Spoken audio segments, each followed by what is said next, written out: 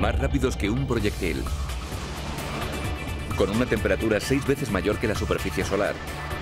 Parecen desafiar las leyes de la gravedad y pueden provocar la muerte.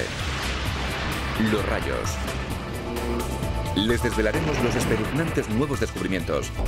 Desconcertantes experimentos que demuestran que los rayos son uno de los más extraños, destructivos e importantes fenómenos terrestres.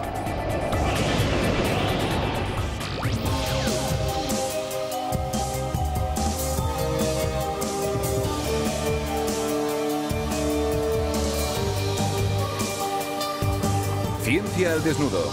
Rayos. Se ha desatado una tormenta. Chispas gigantescas producidas por la electricidad estática surcan la atmósfera a 95 millones de kilómetros por hora. Alcanzando los 1000 millones de voltios, rasga el firmamento y en ese instante, la corriente eléctrica da lugar a una onda lumínica. Aparece un brillante haz de luz como caído del cielo. El aire en su interior alcanza una temperatura que supera los 30.000 grados. Se expande tan rápido que es como si explotara, produciendo el ensordecedor estruendo de un trueno. Ocurre en menos tiempo de lo que tardamos en parpadear. Y se desencadenan unos 8 millones cada día. Este es uno de los fenómenos más frecuentes y más fáciles de ver de la naturaleza, pero también es uno de los menos conocidos. Posiblemente sabemos mejor cómo explota una estrella en medio de una galaxia que cómo se origina un rayo producido a solo unos kilómetros por encima de nuestras cabezas. En la actualidad, los científicos recurren a todo el instrumental disponible para contemplar los rayos como nunca se había hecho antes. Y están descubriendo que son incluso más poderosos. Estamos hablando de cifras de hasta 1000 millones de voltios y 200.000 amperios. Es como una pequeña central nuclear, algo colosal. Y que tienen más importancia de la que nos creemos. Posiblemente sea uno de esos factores fundamentales que han contribuido con creces al nacimiento de la vida en la Tierra. Para desvelar sus secretos, hemos seguido el camino que sigue un relámpago desde su creación hasta su destrucción, entre otras cosas. Pocas personas han sentido tan de cerca la fuerza poderosa de un rayo como el antiguo agente de bolsa Michael Utley. Mayo de 2000. Utley se encontraba jugando al golf en su club local en Cape Cod, Massachusetts. En el cielo se estaba formando una tormenta.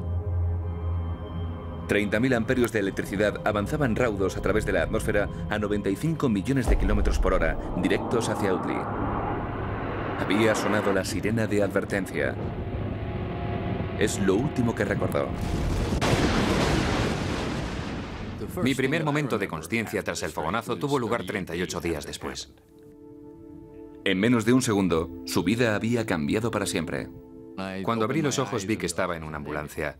Me habían practicado una traqueotomía, apenas podía hablar. Con voz como la del padrino dije, ¿dónde estoy? Me dijeron que en rehabilitación, que me había alcanzado un rayo un mes antes. Utley nunca vio el rayo que le alcanzó. No se acordaba de aquel infausto día. Vamos a tratar de reconstruir esos momentos de inconsciencia. Nos pondremos en la piel de Utley, siguiendo el recorrido de un rayo a través del organismo, y analizaremos sus destructores efectos con tecnología forense. Partimos desde el momento del impacto. Cae un rayo. La electricidad recorre todo el cuerpo hasta hacer tierra, y como consecuencia de ello el corazón se detiene. Un rayo recorre todo el cuerpo y te produce una parada cardíaca. Dependes completamente de que alguien cercano sepa realizar maniobras de resucitación. Te quedas ahí tumbado sin respirar, el corazón ya no late, se acabó.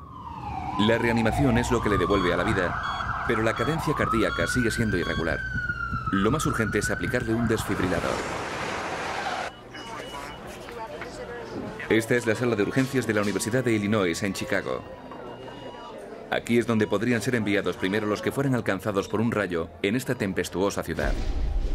Y la primera persona a la que posiblemente vieran sería Mary Ann Cooper, médico y a la vez jefa del programa de investigación de lesiones producidas por rayos. La causa principal de muerte al ser alcanzado por un rayo es por parada cardíaca en el momento del impacto. La corriente se canaliza a través de las vías eléctricas propias del organismo. Ruta primera, el sistema nervioso autónomo. Recorre la columna vertebral y controla las funciones involuntarias, la respiración, la digestión y la frecuencia cardíaca. Rutas 2 y 3. La sangre y los músculos, repletos de electrolitos, o sea, ácidos, sales y otros minerales, esenciales para la vida, y conductores de electricidad. Las 3 proporcionan a la corriente una vía a través del cuerpo, directa al corazón. El marcapasos interno del corazón genera corrientes eléctricas que regulan los latidos. Si este sufre una descarga eléctrica de alto voltaje, la cadencia se alterará, o incluso puede ser peor.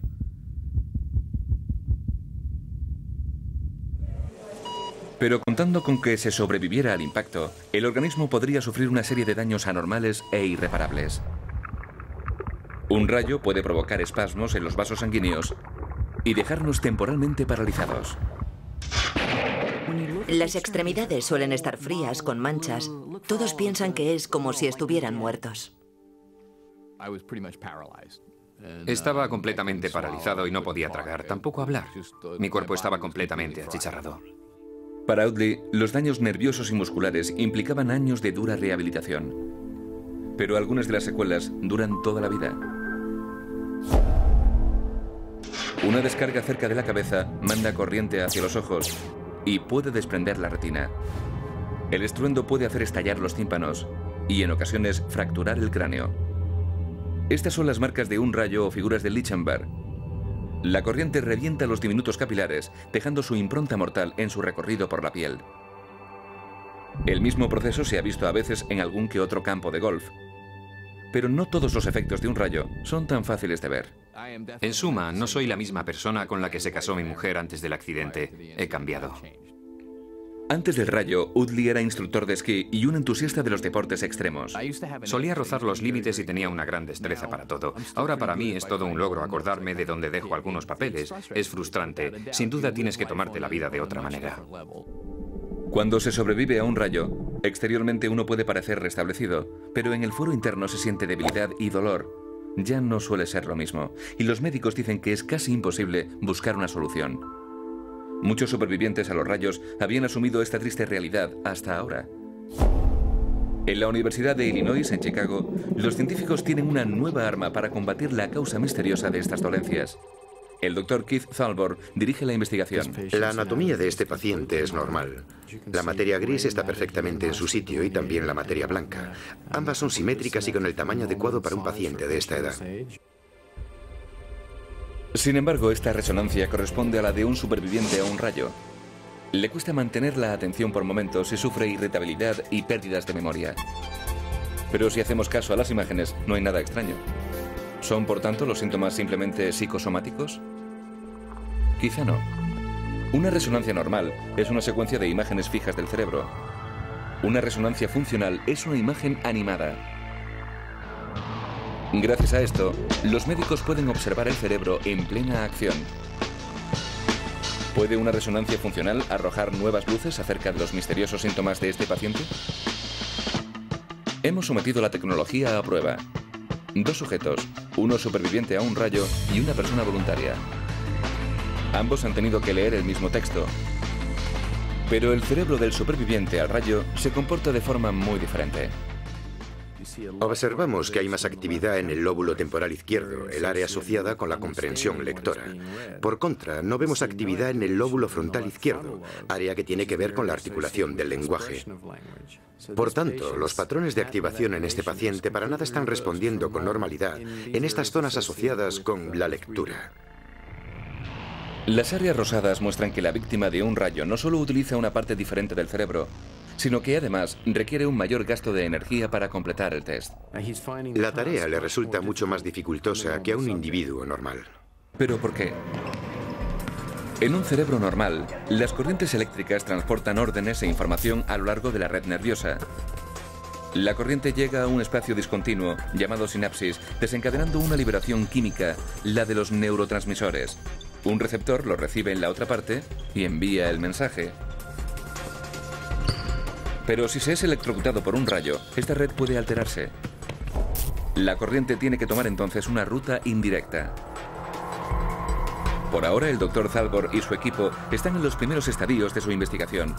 Pero algún día, las resonancias magnéticas funcionales ayudarán a localizar y a tratar la causa de los misteriosos síntomas de los supervivientes a los rayos.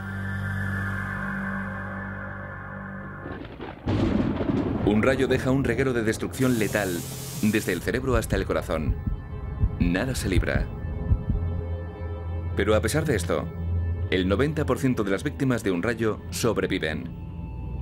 Uno de ellos, Michael Udley, quiere saber por qué. Para ello, Udley va a ser testigo de un experimento peligroso en el Centro de Tecnología Aplicada a los Rayos en Pittsfield, Massachusetts.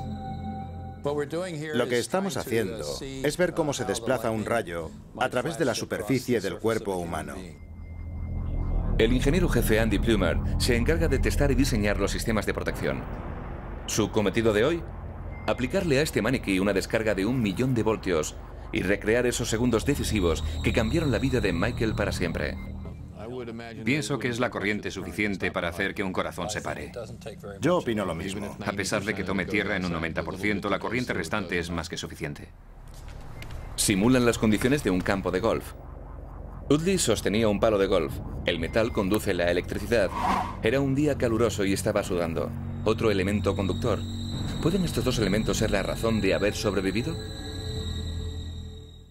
El sudor del hombre tiene una cierta conductividad, por eso Bob le está aplicando una solución salina para recrear la conductividad existente el día que fuiste fulminado por un rayo. Ah, muy bien. Bien, Bob, indúcele corriente. 5, 4, 3, 2, 1. La descarga fue tan rápida que tuvimos que congelar el momento del impacto. El sudor conduce la enorme descarga eléctrica a través del lado derecho del maniquí. El palo de metal hace la vez de toma de tierra. La corriente letal ha sido desviada de los órganos vitales. Vemos cómo el maniquí... El experimento sugiere que para los supervivientes a los rayos hay otros factores en juego, tales como el palo de golf o el sudor. Ambos desvían la descarga mortal, de ahí el poder haber sobrevivido. Parece que Udley le debe la vida a estos dos simples factores. Una vida que está tratando de reconstruir. Hoy está practicando su habitual partido de golf y está usando el mismo palo que le salvó la vida. Pero evita riesgos innecesarios. Mi consejo es que cuando oigan un trueno, se pongan a cubierto. No es nada seguro quedarse a la intemperie durante una tormenta eléctrica. Hemos visto el poder letal de los rayos. Ahora queremos saber su naturaleza. ¿Qué es lo que da lugar a esta fuerza asombrosa?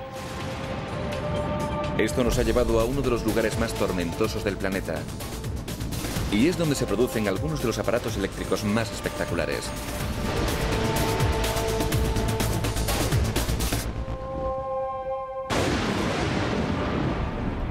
Vamos a hacer el seguimiento de un relámpago en su viaje a través del aire.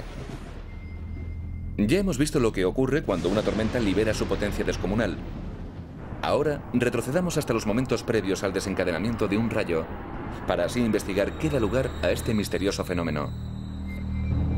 Nuestro viaje nos lleva a una ciudad que es donde se producen algunas de las descargas de rayos más violentas del planeta, Darwin, al norte de Australia. En solo unas pocas horas pueden producirse hasta 600 descargas. Darwin es el lugar ideal para investigar uno de los mayores misterios de la naturaleza. ¿Qué es lo que da lugar a los rayos? Para responder a esta pregunta, ha venido hasta aquí un equipo internacional de científicos. Recurren a radares, satélites y a unos cuantos aviones para dar con la respuesta, atravesando las peligrosas y borrascosas nubes de Darwin.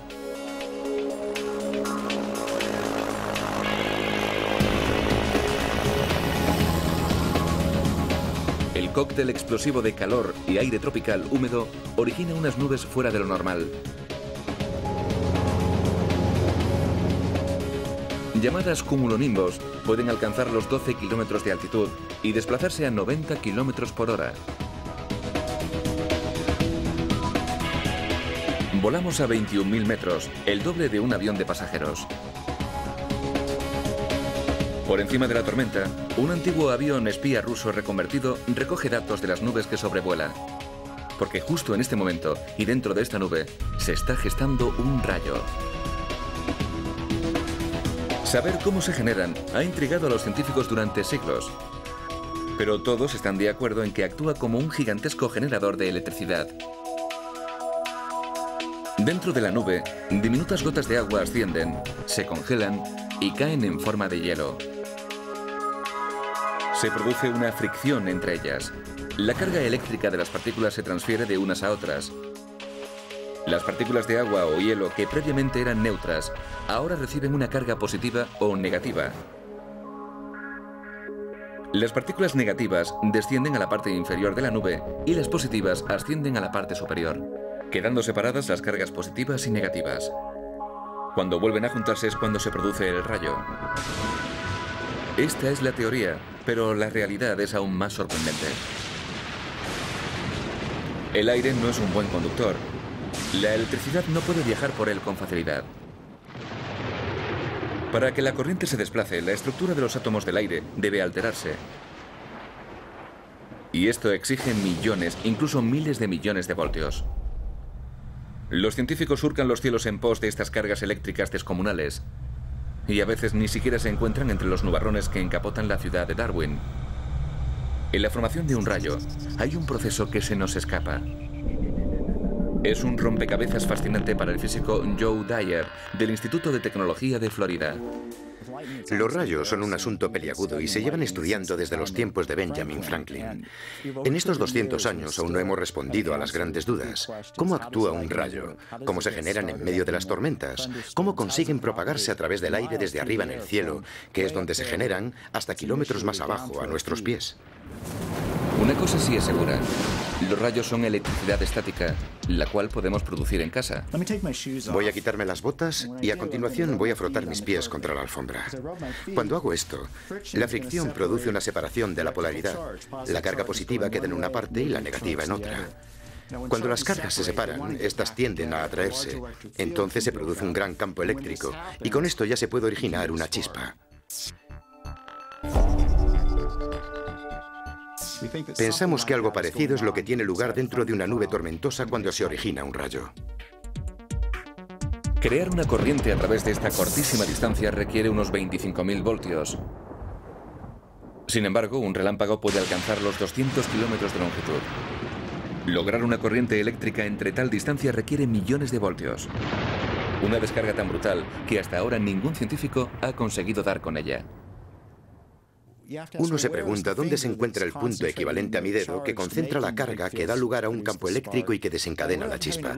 Lo hemos investigado mucho, pero aún no tenemos respuesta.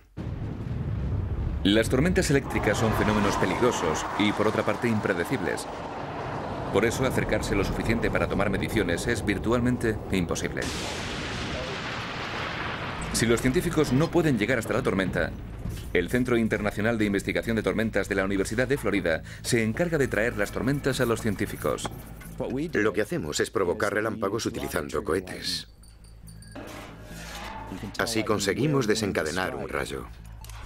Dwyer y su equipo van a lanzar un cohete hacia una nube cargada de electricidad.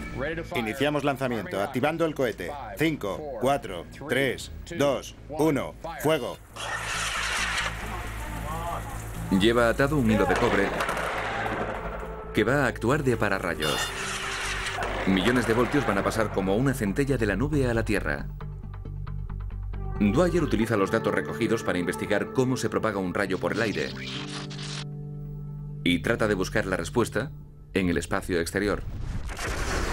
Cuando en una galaxia muy lejana explota una estrella, millones de partículas microscópicas y cargadas de electricidad son expelidas al espacio. Eso son los rayos cósmicos. Viajando a casi la velocidad de la luz, recorren raudos millones de kilómetros, millones de años luz, hasta alcanzar la Tierra. Dwyer se pregunta, ¿podrían los rayos cósmicos explicar por qué la electricidad recorre grandes distancias a través del aire? Millones de estos rayos bombardean nuestro planeta cada segundo. Son invisibles e inaudibles.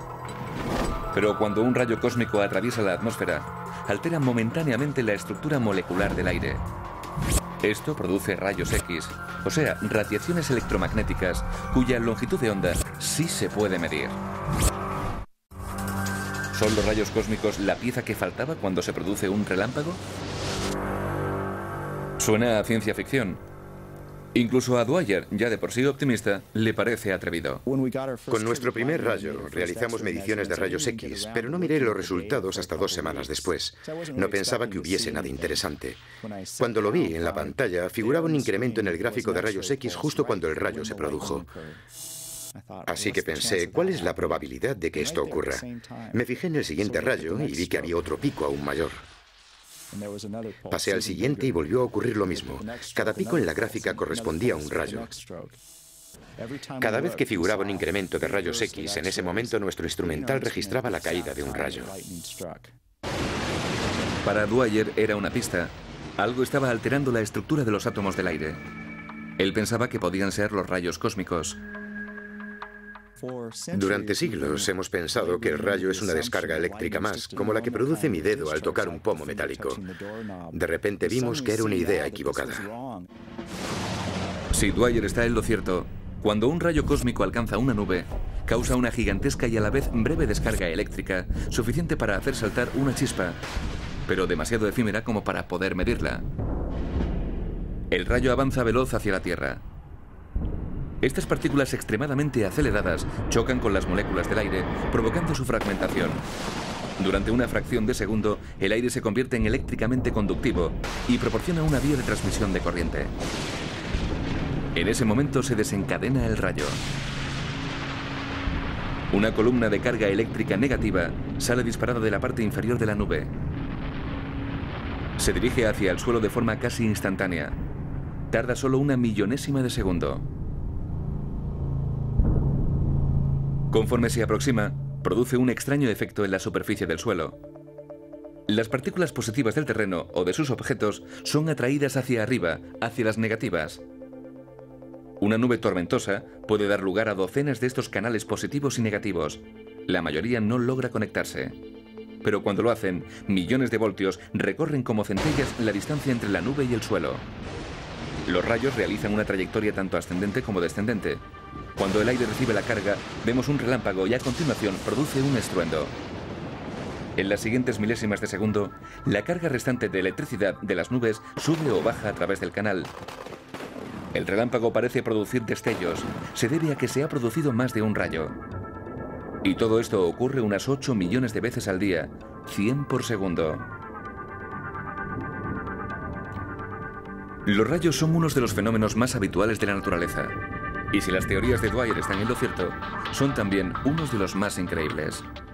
Si esta teoría es cierta, entonces debe de haber una relación entre los rayos que vemos a simple vista y las estrellas que explotan en mitad de la galaxia a 1 millón de años luz de distancia.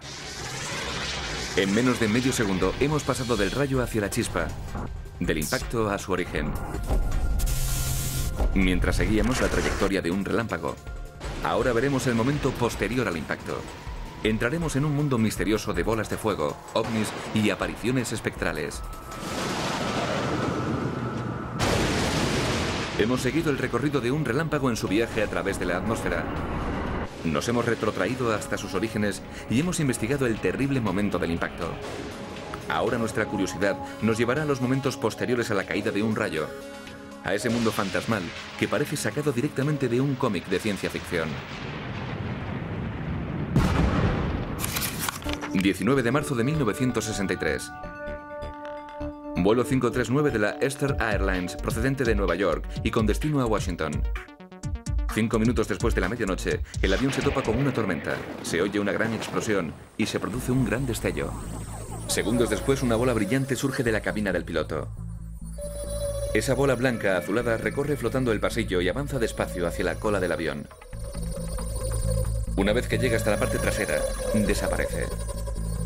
Sorprendentemente, la aeronave no ha sufrido daño alguno. Pero esto no fue fantasía, más bien fue realidad. Y no era la primera vez que sucedía algo parecido. Durante la Segunda Guerra Mundial, los pilotos avistaron unas extrañas esferas luminosas que parecían seguir a sus aparatos. Los pilotos americanos las llamaron Foo Fighters. Durante miles de años, Personas han afirmado tener encuentros con bolas luminosas, llámense fantasmas, oráculos divinos o bien ovnis. Pero había algo diferente en el relato de la Ulster Airlines. Uno de los testigos no fue un piloto de guerra cargado de adrenalina ni un místico del medievo. Era un científico, profesor en la prestigiosa Universidad Británica de los Estados Unidos. De repente, otros investigadores mostraron interés en el asunto. Uno de los científicos que ha encontrado un antecedente a su propio encuentro espectral es un físico nuclear, Graham Hubble. He visto una bola luminosa con mis propios ojos, por lo tanto sé que existen. Un Hubble, aún adolescente, tenía una cita en un parque de un pueblo del estado de Nueva York. Se desencadenó una tormenta. La pareja se resguardó en un kiosco para músicos. Y de pronto a nuestra izquierda, pues no teníamos nada enfrente de nosotros ni tampoco a la derecha, en ese momento vimos aproximarse dicha bola, una esfera luminosa. Y, cómo no, estábamos muertos de miedo. La bola se iba acercando poco a poco. Estaba ya a unos 50 metros de nosotros. Avanzaba despacio, venía como flotando, como llevada por el viento. No apartamos la vista de esa cosa y, francamente, los dos nos quedamos inmóviles.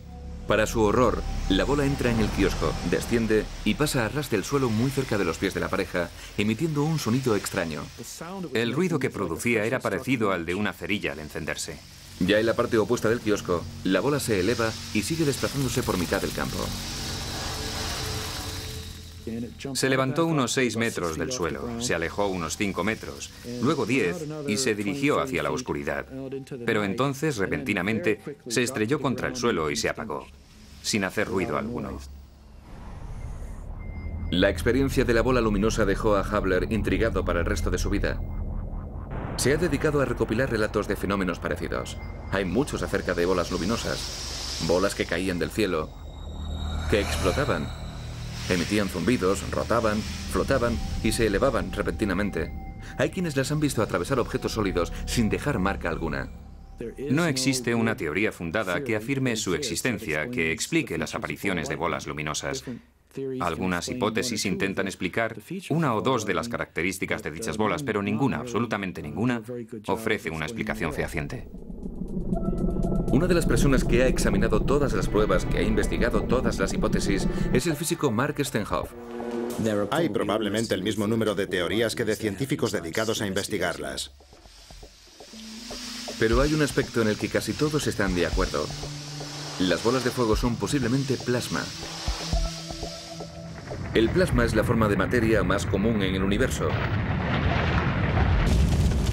El Sol, el fuego, los rayos y el espacio entre las estrellas, todos contienen plasma. No es difícil fabricar plasma. Basta con pasar una corriente a través de un gas y este emitirá luz espontáneamente. Pero explicar cómo una bola brillante puede formarse en mitad del aire es algo que ha desconcertado a los científicos durante siglos. Creo que cuando vemos algo que no podemos explicar, sobre todo algo tan extraño como eso, tenemos la tendencia a apartarnos de los marcos normales de referencia y tratamos de razonarlo con teorías, digamos, más bien sobrenaturales.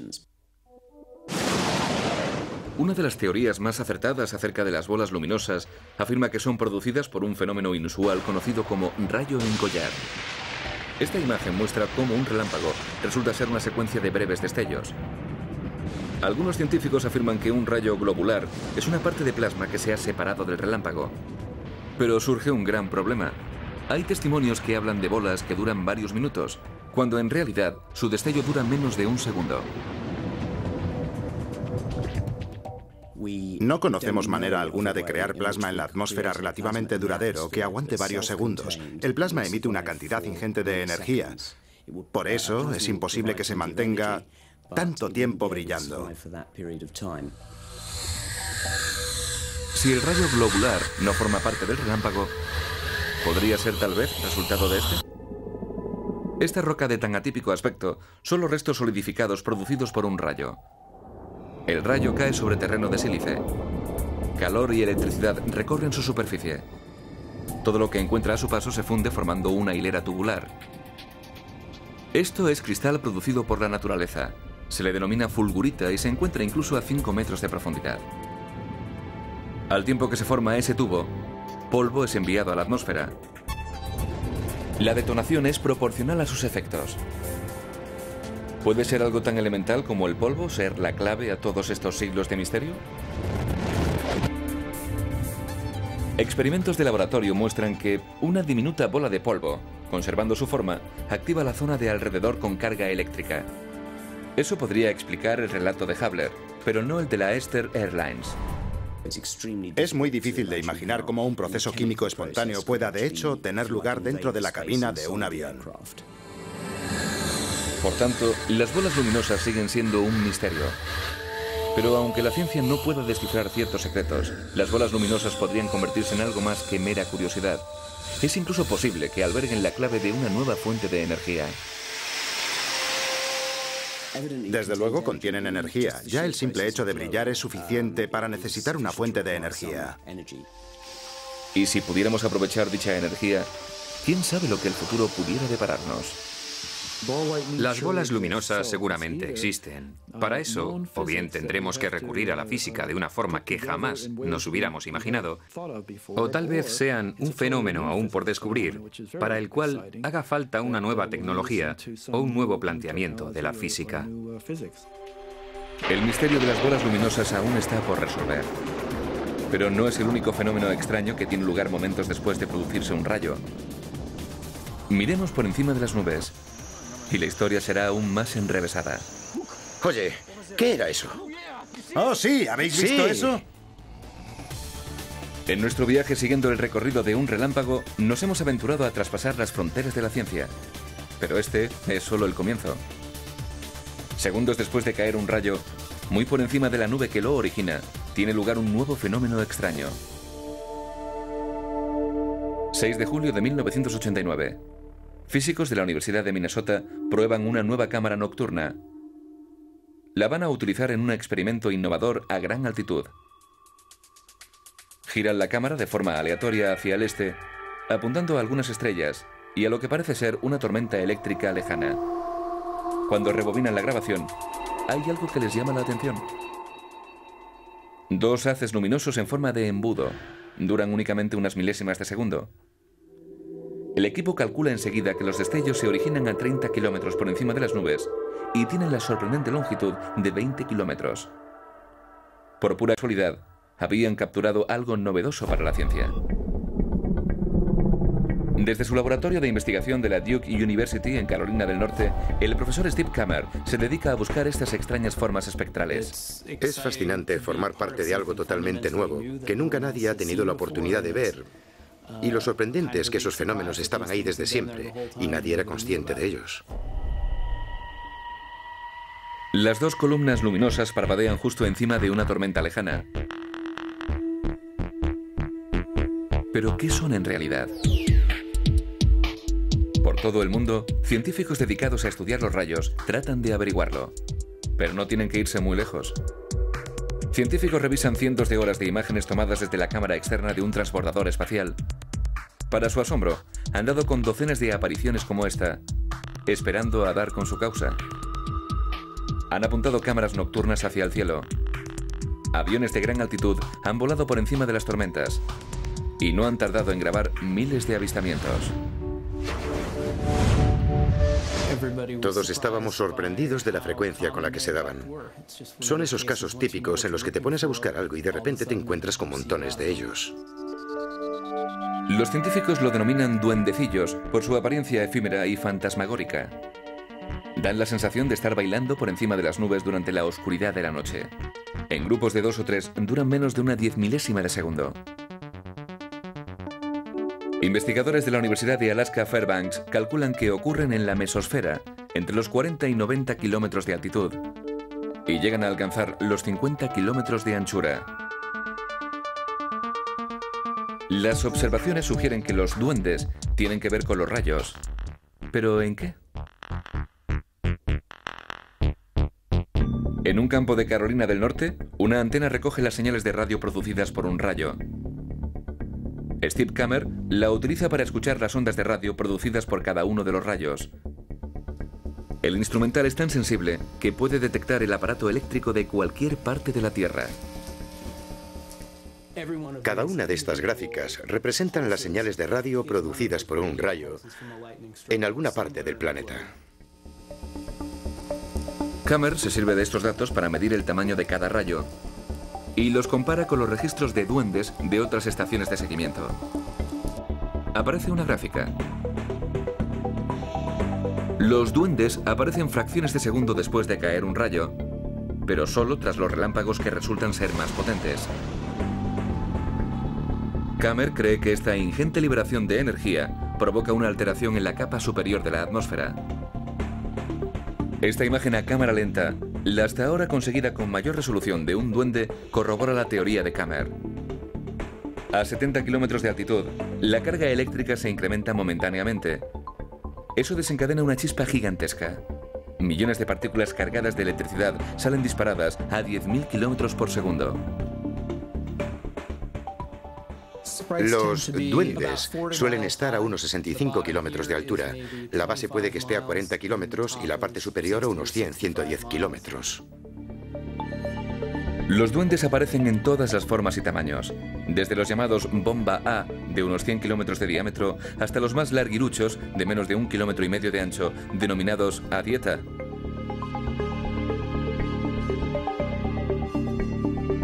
Cinco años después de haber avistado el primer duende, investigadores de la Universidad de Alaska Fairbanks se pusieron a buscarlos justo encima de las tormentas más violentas. Utilizaron una cámara nocturna altamente sensible y capturaron las primeras imágenes en color de los duendes. Fue una sorpresa espectacular. ¿Qué es lo que causa ese colorido? Con cada descubrimiento surge un nuevo interrogante. Sin embargo, los duendes son fugaces, impredecibles y casi imposibles de observar a corta distancia. Earl Williams, del Instituto Tecnológico de Massachusetts, tiene el suyo propio. Lo ha llamado el genio en la botella. ¿Qué presión marca ahora, Mike? En una antigua imprenta de Brockton, Massachusetts, Williams y su equipo recurren a un tubo de plexiglas, el volante de un camión y al ingenio a raudales para crear su propio duende. Recrean las condiciones de la mesosfera a 80 kilómetros de altitud. Este sí que es un buen destello. Comenzamos con un tubo relleno de aire con la misma presión atmosférica que la que hay en este lugar. Y con una bomba de vacío situada en la parte inferior simulamos una presión atmosférica equivalente a la que hay a 80 kilómetros de altitud. Al inducir una corriente eléctrica a través del tubo, recrean un espectáculo mágico de luces. Es el mismo principio por el que se ilumina Las Vegas. El gas neón de estos tubos es invisible, pero cuando pasa una corriente por ellos, se produce una luz coloreada. En la atmósfera, la mayor parte de los gases es nitrógeno. Apliquen una corriente cerca del suelo y el resultado será una luz blanca cegadora. Alteren la presión y los colores cambiarán también. A 80 kilómetros de altitud, en la atmósfera, una presión baja significa que el nitrógeno producirá una luz rojiza, pero a medida que el duende avanza hacia la Tierra, la presión se incrementa por efecto de la gravedad y el color torna violáceo y luego azulado. En el cielo los duendes duran menos de 5 milésimas de segundo, pero al encerrarlo en una botella, Williams puede estudiar las fuerzas que los crean durante el tiempo que le plazca. Pero a pesar de las condiciones bajo control que se dan en un laboratorio, el duende es una criatura huidiza. Vamos a introducirle aire. Bien, métele todo el que puedas. Vaya, eso queda muy bonito. Por supuesto. Me gusta. Unos discos preciosos. Los duendes son como si estuvieran vivos.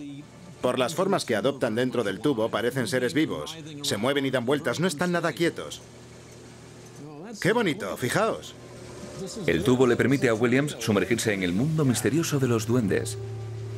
Es la primera vez que veo un duende. Y le muestra que todavía quedan fenómenos aún más extraños por descubrir. Los buscadores de duendes se esperan lo inesperado. ¿Qué era eso? Pero ni siquiera están preparados para esto. Sí, ¿habéis visto eso? Era precioso. Puerto Rico, año 2001. Un chorro de luz azulada sale disparado de una nube tormentosa y recorre unos 75 kilómetros atmósfera arriba. Otros avistamientos lo confirman. No se trata de un duende. Se desplaza hacia arriba, no hacia abajo. Desde la nube, no desde la mesosfera. Sin duda es un fenómeno totalmente nuevo, el llamado chorro azul. Cuando vimos los vídeos dijimos, vaya, es realmente espectacular. Los chorros azules son un misterio que nadie sabe qué es lo que los produce. Pero aquí no acaba todo. Es el turno de un fenómeno aún más raro, los elfos. El desencadenamiento del rayo produce un halo horizontal de luz a unos 45 kilómetros de la Tierra y se extiende rápidamente hasta formar un diámetro que alcanza los 400 kilómetros. Les ha ocurrido a personas que han utilizado el nuevo instrumental o han ido a una zona diferente de la Tierra en busca de algo novedoso en las tormentas eléctricas. Y así ha sido. ¿Duendes? ¿Chorros azules? Elfos. Como sacados directamente de un cuento de hadas. ¿Pero son tan inofensivos como sus nombres sugieren? ¿Qué pasaría si pasáramos cerca de uno de ellos? Menuda explosión. Ya veo. Pilotos de pruebas de la NASA atraviesan una nube tormentosa. Un viaje accidentado, pero al menos seguro. Dios, ha alcanzado al aparato. Ya lo creo. Las modernas aeronaves están concebidas para acometer el impacto de los rayos. La corriente recorre todo el fuselaje y continúa hasta encontrar toma de tierra. Mientras que un rayo tiene el grosor de un lapicero, estos espectros gigantescos pueden alcanzar los 400 kilómetros de diámetro. Los aviones comerciales vuelan a la misma altura que los chorros azules, y las naves espaciales superan con creces la altitud de los duendes y de los elfos. ¿Cómo debe de ser la experiencia de volar a través de estos fenómenos misteriosos? Es una de las cuestiones a las que trato de buscar respuesta. ¿Qué es lo que ocurre en su interior? ¿Pueden suponer un peligro para los aviones u otros aparatos que pasen un tiempo considerable a estas altitudes? Hasta hoy no se tiene constancia de ningún daño producido por duendes, chorros azules o elfos. Pero mientras las investigaciones no hayan concluido, puede darse la posibilidad. Los fenómenos producidos por los rayos habitan un mundo casi desconocido para nosotros. Demasiado alto para los globos aerostáticos y ciertos aviones, pero demasiado bajo para los satélites. Al igual que en las profundidades oceánicas, nadie sabe qué otras criaturas faltan aún por descubrir. Dado que se han ido descubriendo muchas cosas estos últimos 15 años, para nada me sorprende que haya por ahí muchas más cosas esperando ser descubiertas. Hemos seguido a los rayos en su recorrido a través de la atmósfera. Desde su impacto devastador sobre la Tierra hasta sus efectos posteriores por encima de las nubes. Ahora nuestro viaje nos llevará al espacio exterior, ya que descubriremos por qué la vida, tal y como la conocemos, pudo haber dependido de los rayos. Hemos seguido a los rayos desde su origen a su destrucción, entre otros factores. Ahora viajaremos al espacio, la última etapa en nuestro conocimiento de estos extraños fenómenos. La Guerra Fría, una operación de alto secreto de los Estados Unidos. Su nombre en clave, Starfish Prime. El objetivo, investigar los efectos de la guerra nuclear en el espacio. 9 de julio de 1962. Una cabeza nuclear de 1,5 megatones es detonada a 400 kilómetros por encima del Océano Pacífico. La explosión tiene lugar en un área de radiación natural denominada cinturones de Van Allen. Envolviendo la Tierra en forma de dos gigantescos anillos, están llenas de partículas letalmente radiactivas que suponen una amenaza para los astronautas y para los satélites. En el Centro de Vuelo Espacial Goddard de la NASA, cerca de Washington, Jim Green lleva realizando un seguimiento de la radiación de los cinturones. Es un área altamente peligrosa porque estas partículas se mueven a tal velocidad que pueden atravesar la piel, la carne, los tejidos y también las naves espaciales, dañando los circuitos más delicados y, por tanto, afectando a los satélites espaciales que dejan de funcionar. Entre ambos cinturones existe una franja con mucha menor radiación llamada la zona segura. Es donde se ubican los satélites artificiales, operando así en un espacio seguro debido a su baja radiación. Sin embargo, el misil Starfish Prime mandó una dosis masiva de radiación precisamente a la zona segura. Los niveles de radiación se dispararon y los satélites dejaron de funcionar. Pero entonces, unas semanas después, la zona segura volvía a estar libre de radiación. Los científicos de la NASA se quedaron atónitos. Algo había hecho el rol de zona segura. ¿Pero qué? Andábamos tras los pasos de determinar por qué volvió a restaurarse la zona segura tan pronto. Pronto hubo un descubrimiento. Los científicos se dieron cuenta de que las violentas tormentas solares lanzaban partículas radiactivas al espacio. Cuando éstas se dirigían hacia la Tierra, la radiación saturaba la zona segura. Luego, como por arte de magia, se limpiaba de radiación y volvía a ser una zona segura. Pero no toda a la vez. Y esa fue la pista fundamental. Lo que se encargaba de limpiar la zona segura parecía ser más efectivo unas veces que otras.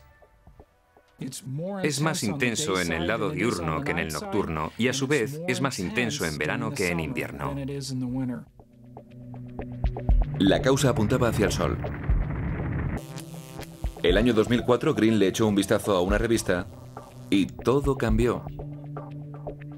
Un artículo que hablaba de la distribución mundial de los rayos atrajo su atención.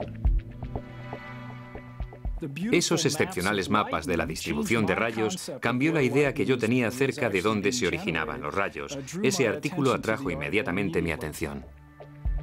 Green se dio cuenta de que los rayos muestran las mismas características que cuando se limpia la zona segura. Se dan con más frecuencia en tierra que en el mar. Más de día que de noche. Y más en verano que en invierno. Coinciden en todo.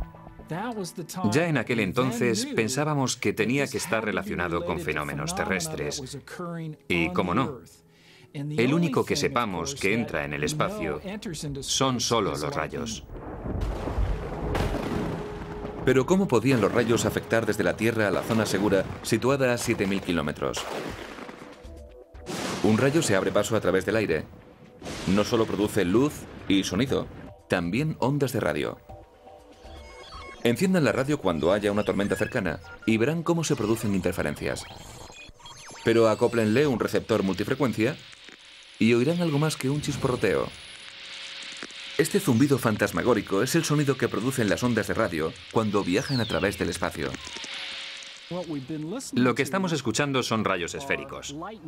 Se trata de ondas de radio procedentes de rayos producidos a cientos de kilómetros, propagadas hasta aquí y que han sido captadas por nuestras antenas.